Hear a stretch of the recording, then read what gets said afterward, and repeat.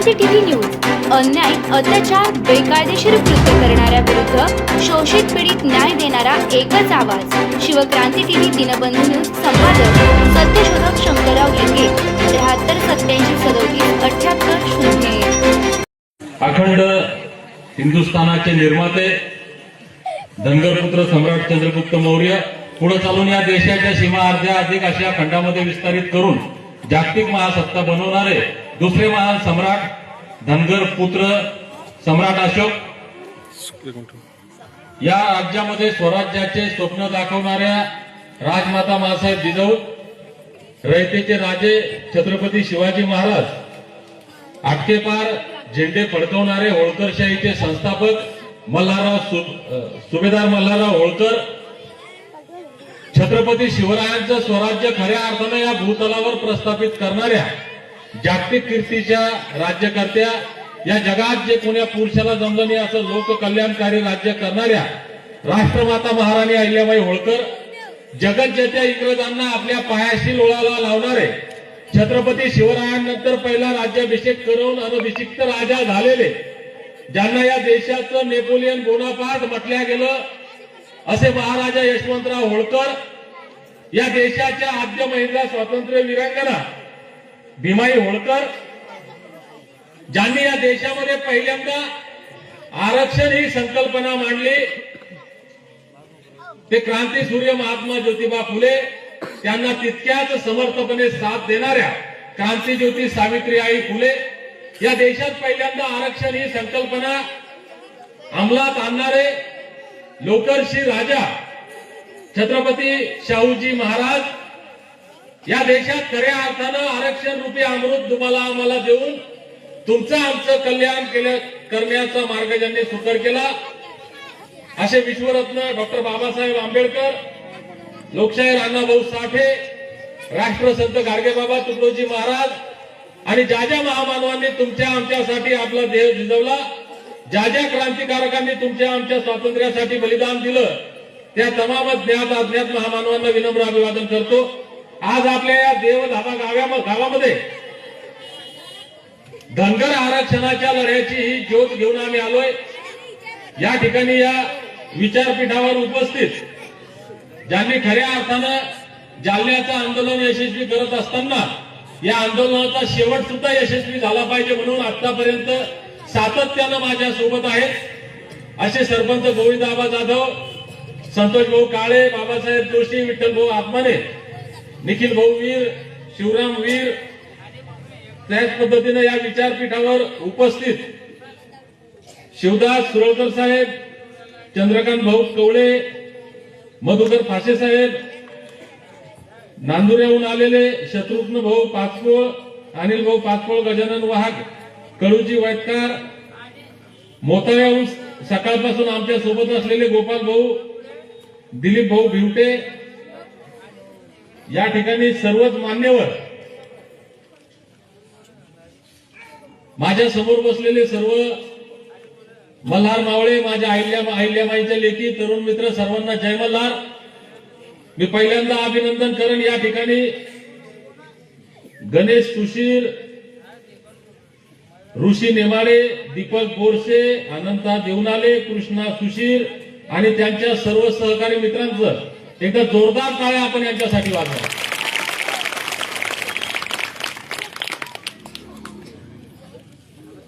कारण या ठिकाणी मी आपल्या समोर बोलतोय, आपण सर्व जमलात, याचं श्रेय ज्यांनी खऱ्या अर्थानं या पोरांनी मेहनत घेतली.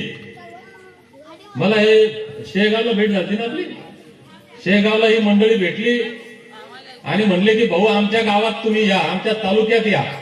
मी त्यांना म्हणलं यार आता महाराष्ट्रामध्ये गावं किती आहेत, तालुके किती आहेत, मी प्रत्येक ठिकाणी नाही फिरू शकत.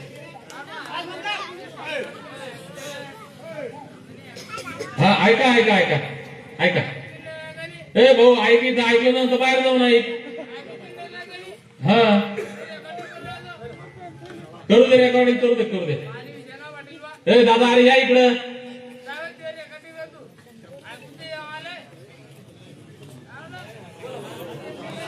ते सोडून द्या त्याला. असतात असे, हे अशा लोकांमुळेच परिस्थिती बिकट झालेली, ते बोलत नाही, त्याच्या पोटाचे ते बोलतोय. अरे ऐका तिथं गोंधळ नका करू. हे बाकी बसा. अरे बसा. अरे एकही नका उठू रे दादा. अरे कोण उठता मग. तर मी सांगत होतो की इथं गणेश आणि त्यांचे मित्र म्हणाले की इथं या. मी म्हटलं चला यार, आता हे मुलं इतक्या दूर इथं शेगावला आले, फाशी साहेब आणि तळमळ यांच्यामध्ये, आणि जे तळमळीचे कार्यकर्ते, चळवळीत काम करणारे कार्यकर्ते, त्यांचा थोडासा मी सन्मान करतो, कारण मी पण एक चळवळीतला कार्यकर्ता आहे. आणि एक कार्यकर्ता म्हणून चळवळीमध्ये समाजासाठी काम करत असताना काय काय अडचणी येतात याची जाणीव मला चांगल्या पद्धतीने आहे. म्हणून मी त्यांना हो म्हटलो. त्यांनी सुंदर नियोजन केलं. 2 ऑक्टोबरला आपण या ठिकाणी ते आमरण उपोषण स्थगित केल्यापासून महाराष्ट्रातल्या बऱ्याच जिल्ह्यांमध्ये लेकराला ऐकार नाही तर सगळे जे बोललं त्याला उठून दिलं जाईल. तुम्ही एक काम करा, 2-4 जण यांच्यात येऊन बसा. बसा इथं तुम्ही यांच्यामध्ये मध्ये. जे बोललं त्याला पाठीमागून बक्षीस द्यायचं. बसा खाली. हे बसा तुम्ही पण गणेश भाऊ बसा. दीपकराव बसा बसा. या लेकरात बसा. ज्यानं आवाज केला त्याला बक्षीस द्यायचं. तिकडे पलीकडे अंतर बसा. एक जण मध्ये बसा. तू मित्र पुढे येऊन बस रे. असा बंदोबस्त केल्याशिवाय होत नाही. ते पोलीस खात्यात काम करेल म्हणून जरा अनुभव आहे मला. तर मी सांगत होतो की आम्ही सातत्यानं फिरतोय. तुमच्या मलकापूरमध्ये हे जे पोरं आता 8 दिवसात फिरले, एक पहिली टीम आहे या ठिकाणी गोपाल भाऊ, की ज्यांनी या 5-7 दिवसामध्ये गावोगावी जाऊन लोकांना विनंती केली की तुम्ही या कार्यक्रमासाठी, या सभेसाठी या. म्हणून एकदा पुन्हा त्यांच्यासाठी जोरदार टाळ्या आपण वाजवू. धनगर जमातीच्या एसटी आरक्षणाचा प्रश्न हा आमच्या जीवन मरणाचा, जिव्हाळ्याचा प्रश्न आहे. मी हा लढा काही पहिल्यांदा लढत नाही आणि मी काही पहिला माणूस नाही. खऱ्या अर्थानं या राज्यामध्ये एसटी आरक्षणाची ही जी ज्योत प्रज्वलित केली ते स्वर्गीय बी.के. कोकरे साहेब, हे आपण नाव ऐकतोय की एक मोठा लढा बी.के. कोकरे साहेबांनी या राज्यात उभा केला होता. तेव्हापासून आतापर्यंत सातत्यानं हा लढा लढला जातोय. वेगवेगळ्या वेळी कोणीतरी येतं, समाजाच्या या अन्यायाला वाचा फोडण्याचं काम करतं. एक लढा उभा केला जातो आणि समाज त्या प्रत्येक वेळी ताकदीने त्या लढ्यामध्ये सहभागी होतो. तनमन धनानं आमचा समाज या लढ्यामध्ये उतरतो. लढा उभा करणाऱ्याला असं वाटतं की माझ्या समाजाचं भलं झालं पाहिजे. या लढ्यामध्ये साथ देणाऱ्यांना असं वाटतं की खरंच या लढ्याचा शेवट झाला पाहिजे, आमच्या लेकराबाळांचं कल्याण झालं पाहिजे. परंतु राज्यकर्ते चाणाक्ष आहेत, चतुर आहेत, तितकेच धूर्त आणि कपटी सुद्धा आहेत. ते आमच्या साधेपणाचा, भोळेपणाचा, आमच्या अज्ञानाचा गैरफायदा घेतात, आम्हाला फसवतात. मग कधी कमिटीच्या नावावर, कधी आयोगाच्या नावावर, कधी कोर्टाच्या नावावर, कधी कोणत्या योजनेच्या नावावर, आणि समाजाची फसगत होते. लोकांना असं वाटतं यार आता पुन्हा फसला, आता किती दिवस लढायचं. कारण आम्ही सातत्यानं लढतोय. रास्ता रोको करायला आम्ही जे, उपोषण आंदोलन करायला आम्ही जे, मोर्चे काढायला आम्ही जे, मुंबईला आंदोलन असलं की हजर राहायचं, नागपूरला असलं की हजर राहायचं, जालन्यात आंदोलन झालं हजर राहायचं, पंढरपूरला आंदोलन झालं हजर राहायचं, बारामतीत आंदोलन झालं हजर राहायचं. हे किती दिवस चालायचं असं? हे थांबलं पाहिजे, ही प्रत्येकाची भावना आहे, पण ते थांबायचं नाव घेत नाही. मागच्या काळामध्ये काँग्रेसांनी, त्यांच्या मित्र पक्षांनी हा आमचा अन्याय दूर केला नाही. या घटनादत्त आरक्षण अधिकाराची अंमलबजावणी करून आमचं कल्याण केलं नाही, म्हणून आम्ही त्यांचं वाटोळं केलं. या देशात स्वातंत्र्यानंतरच्या इतिहासामध्ये पहिल्यांदा भाजप सत्तेमध्ये आलं, नरेंद्र मोदी पंतप्रधान झाले. त्या धनगरांचा फार मोठा वाटा आहे. कारण या देशात 25-30 कोटी धनगर समाज राहतो. हा समाज त्यांच्या सोबत गेला, कारण नरेंद्र मोदी पंढरपूरला आले त्यावेळेस म्हणले होते की धनगर भावांनो, तुमचा वापर होतो मतांपुरता, तुम्ही आम्हाला सत्ता द्या, आम्ही तुमचा प्रश्न सोडवतो. समाजानं विश्वास ठेवला, समाज त्यांच्या सोबत गेला. त्यांच्यानंतर आता राज्याचे मुख्यमंत्री देवेंद्र फडणवीस साहेब बारामतीला आले. त्यांनीही आवाहन केलं, लाखो लोकांच्या समोर माझ्यासारखे 9 बांधव उपोषणाला बसलेले होते आणि त्यावेळेस फडणवीस साहेब म्हणाले की तुमच्या या विषयावरचा माझा पूर्ण अभ्यास झालेला आहे, माझ्याकडे गाडीभर कागदपत्रांचे पुरावे आहेत, तुम्ही आम्हाला सत्ता द्या, पहिल्या कॅबिनेटमध्ये तुमचा प्रश्न सोडवतो. समाज त्यांच्यासोबत गेला आणि या राज्याच्या इतिहासामध्ये पहिल्यांदा भाजप सत्तेत आलं, देवेंद्र फडणवीस मुख्यमंत्री झाले. त्याचं कारण धनगर समाज, कारण धनगर समाज आहे राज्यामध्ये 2.5-3 कोटी समाज आहे आणि आजही गोपाल भाऊ आपला 80-90% समाज भाजप सोबत आहे. तुम्ही कोणत्याही गावात जा, शहरात जा, तालुक्यात जा, जिल्ह्यात जा, राज्यात कुठेही जर गेले तर गावाच्या छोट्याशा कार्यकर्त्यापासून तर आपल्या सगळ्या मोठ्या नेत्यापर्यंत सगळे भाजप सोबत आहे. मग त्यांनी आम्हाला शब्द दिला म्हणून आम्ही त्यांना शब्द दिला, सत्ता दिली, उपकार केले, त्यांना सत्तेत आणलं, पण त्यांनी काही आमच्या उपकाराची जाणीव अजून ठेवली नाही. गेल्या 11-12 वर्षापासून सातत्यानं आम्हाला फसवण्याचं काम चाललंय. मी देवेंद्र फडणवीस, नरेंद्र मोदींना जास्त दोष देत नाही भाषासाहेब आता, कारण डॉक्टर बाबासाहेब आंबेडकर म्हणतात अन्याय करणाऱ्यापेक्षा सहन करणारा जास्त गुन्हेगार असतो आणि आम्ही सहन करणारे म्हणून आम्ही गुन्हेगार पहिले. दोष आमचा आहे की आम्ही पहिल्या कॅबिनेटमध्ये त्यांना जाब विचारला नाही की आत्ता पहिली कॅबिनेट झाली का प्रश्न सुटला नाही. दुसरी, तिसरी, चौथी, 100, 200, 500, 1000 कॅबिनेट झाले असतील, आम्ही त्यांना ताकदीनं विचारत नाही.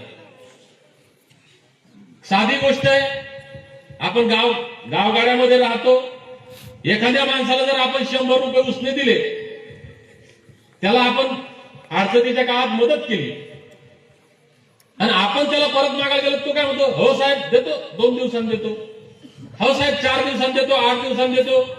आता त्याची नीतिमत्ताच द्यायची नाही. मग काय करून द्यावं लागेल साहेब? 2च पर्याय आहेत गोपाल भाऊ, पासपोर्ट स्टॅम्प. एक तर पैसे सोडून द्यायचे, नाही तर कांडूकनं घेऊन त्याच्या दरवाजात जायचं, काय 100 रुपये पहिल्यांदा देतो ठेवून. 2च पर्याय. एकदा मागितलं, 2दा मागितलं, 3दा मागितलं, त्याच्या पाया पडलो, त्याला द्यायचे असते तर पहिल्यांदा मागले तेव्हा दिले असते, कारण उपकार केलेले आहे त्याच्यावर त्याच्या अडचणीच्या काळात. त्याची नीतिमत्ता खराब झाली म्हणून 2च पर्याय आहे की देतो का घेतो. आणि म्हणून आम्ही ठरवलंय, आता मी ठरवलं, मी शपथ घेतली की माझ्या आयुष्यातला शेवटचा लढा आहे आणि हा लढा सुरू करताना मी एक विनंती केली होती की भावांनो माझ्यावर विश्वास ठेवा, धनगर जमातीच्या एसटी आरक्षण लढ्याच्या इतिहासातला हा शेवटचा लढा असणार आहे. त्याचं कारण असं, सर्टिफिकेट मिळालं तरी नाही मिळालं तरी आता आम्ही मागणार आहे आणि नाही दिलं तर आता फडणवीसला तर काही कांडून घेऊन जाता येत नाही. आमच्याकडे विश्वरत्न डॉक्टर बाबासाहेब आंबेडकरांनी दिलेलं या जगातील सर्वात शक्तिशाली हत्यार आहे, ते म्हणजे मताधिकार. मग सगळ्यांनी ठणकावून सांगितलं पाहिजे गजानन भाऊ काय की देत नाही ना भाऊ, तू देत नाही ना, आम्ही बी देत नाही तुला.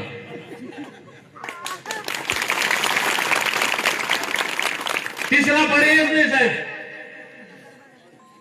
म्हणजे मी तुमच्या देव धाब्यापासून मुंबईपर्यंतच्या, गडचिरोली, रत्नागिरीपासून, नंदुरबार, धुळ्यापासून प्रत्येक जिल्ह्यातल्या, प्रत्येक गावातल्या, प्रत्येक धनगर बांधवाला विनंती आहे. मला माहिती आहे आम्ही सगळे भाजप सोबत आहे, भाजप आमचा दुश्मन नाहीये. काँग्रेसवाले आमचे दुश्मन झाले होते म्हणून आम्ही त्यांना घरी बसवलं, यांना दोस्त म्हणलं, पण हे पाठीत खंजीर खुपसायचं काम करायला लागले. आम्ही म्हणतो ना आजही भाजपने सर्टिफिकेट द्यावं, आम्ही आयुष्यात काहीच मागणार नाही.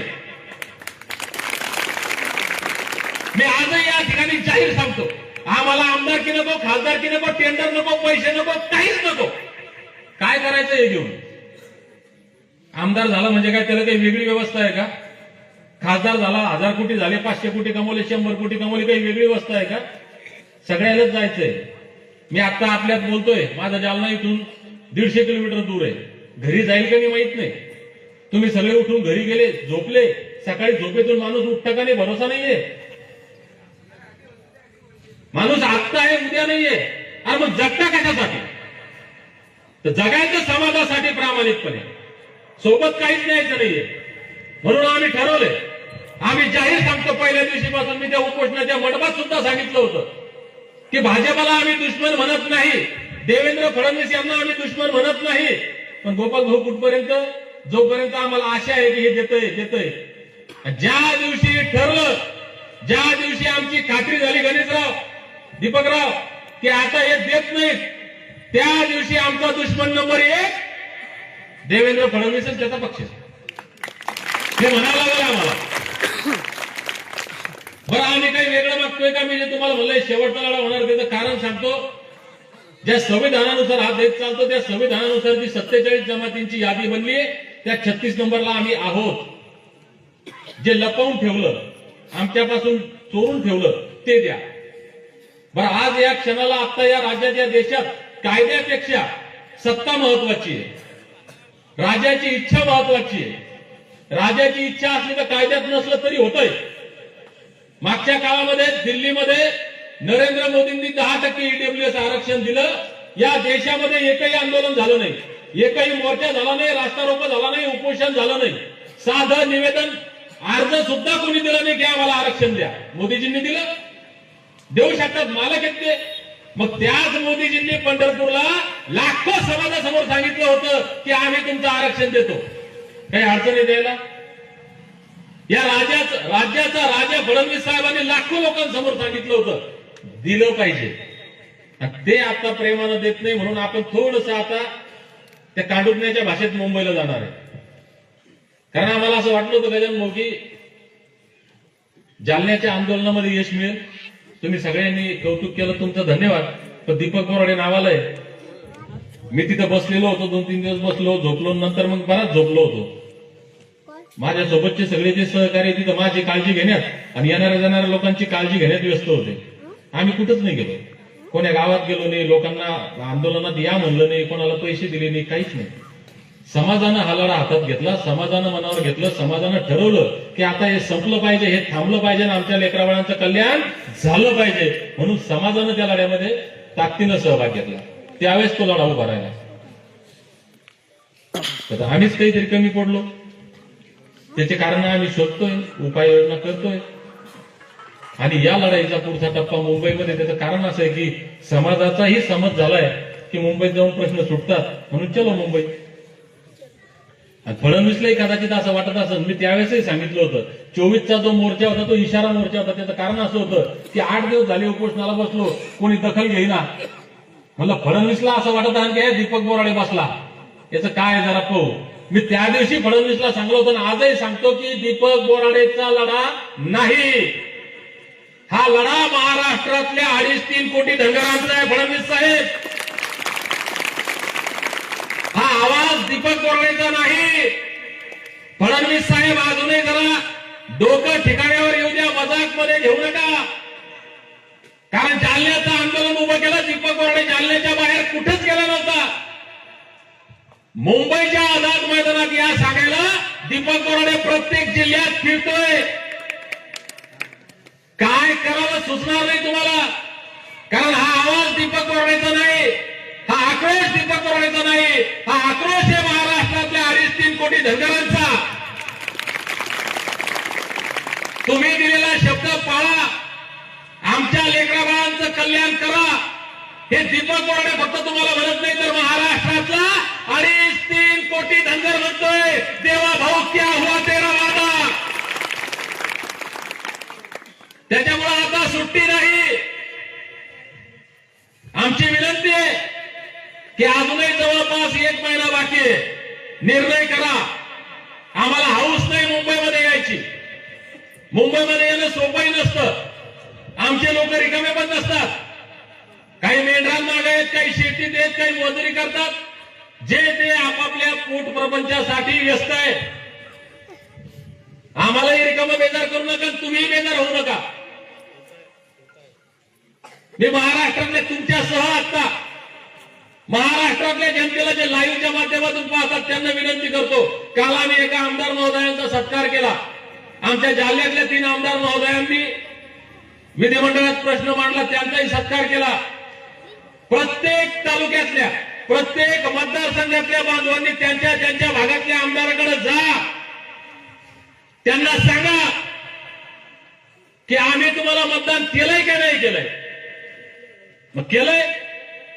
आमदार म्हणजे कोण, खासदार म्हणजे कोण, सरपंच, झडपी मेंबर कोण असतात, त्यासाठी निवडून देतो आपण की त्यांनी त्यांच्या त्या सभागृहात जाऊन आमच्या समस्या मांडल्या पाहिजेत. आज प्रत्येक आमदाराला सांगा की आमचा हरीश 3 कोटी धनगर समाज मुंबईला येणार आहे. तुमची भूमिका काय? तुम्ही जाऊन फडणवीसला सांगा की एक शब्द दिलाय तुम्ही, हा पूर्ण करा. फडणवीस साहेब पूर्ण करणार नसतील तर तुम्ही प्रेस घ्या, मीडियामध्ये या, सांगा की माझ्या तालुक्यातला, माझ्या मतदारसंघातला धनगर समाज 21 जानेवारीला आझाद मैदान मुंबईत येणार आहे. या धनगरासोबत मी सुद्धा येणार आहे, कारण धनगरांनी मला मतदान दिलंय. काही अवघड बातमी आहे का? आता तुम्ही म्हणता हे कशाला भूत आणलं, इथं आणलं ना, आमच्या डोक्यात ताण वाढवून दिला. ताण नाही वाढवला, फार सोपा विषय. आपल्याला त्यांना काही एखादं टेंडर मागायचं नाहीये, एखादी उमेदवारी मागायची नाही झडपीची, काही सभागृह मागायचं नाही, 1 कोटी ते 2 कोटी ते म्हणायचं नाहीये, आणि त्यांच्या विरोधात काही बोलायचं नाही. साधं सोपं, साहेब आम्ही तुम्हाला मत दिले, तुम्ही फक्त एवढं करा की एवढं म्हणा. काल ते गेवराईचे आमदार डायरेक्ट बोलले की मी 21 तारखेला मी स्वतः सत्तेत येत, ते पण अजित पवार गटाचे आमदार, की मी स्वतः आझाद मैदान मुंबईमध्ये जाईल. मला असं वाटतं की जर महाराष्ट्रातल्या प्रत्येक आमदारानं ही भाषा वापरली तर फडणवीस साहेब फार हुशार आणि चतुर माणूस आहे, ते आपल्याला मुंबईत पण येऊ देणार नाही. मग आपला वेळ वाचल, पैसा वाचल, बेजाऱ्या वाचल, लढाई आपण जिंकू. गोपाल भाऊ काही अवघड आहे का? मला वाटतं हे सोपा विषय. महाराष्ट्रातल्या प्रत्येक तालुक्यातल्या प्रत्येक बांधवांना हे तुमच्यासाठी सांगत नाही, हे महाराष्ट्र ऐकतो. तुमच्या इथे थोडेसे लोक ऐकू राहिले, पण महाराष्ट्रात जास्त लोक ऐकतात, म्हणून त्यांच्यासाठी सांगितलं की भावा ही लढाई आपल्याला लढायची.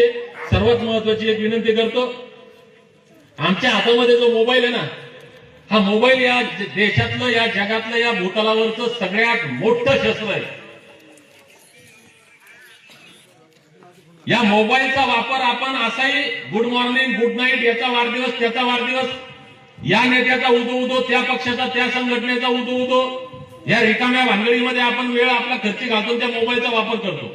भावांनो, जोपर्यंत एसटी आरक्षणाची अंमलबजावणी होत नाही, आमच्या लेकराबाळांच्या हातात सर्टिफिकेट मिळत नाही, त्यांचं कल्याण होत नाही, तोपर्यंत या मोबाईलचा वापर फक्त धनगर आरक्षण अंमलबजावणीसाठी करा, ही विनंती करतो. मोबाईल उघडला, फेसबुक उघडलं की धनगरांचं वादळ मुंबईत येणार. व्हॉट्सअप उघडलं की एकच चर्चा, आझाद मैदानात धनगर किती येणार. इंस्टाग्राम उघडलं की त्यात टाकायचं, आता देव धाब्यातली मंडळी, आमच्या गावातून 50 गाड्या जाणार. जाऊ शकतात का? एक बी नाही दिसत. जातील का 50 गाड्या?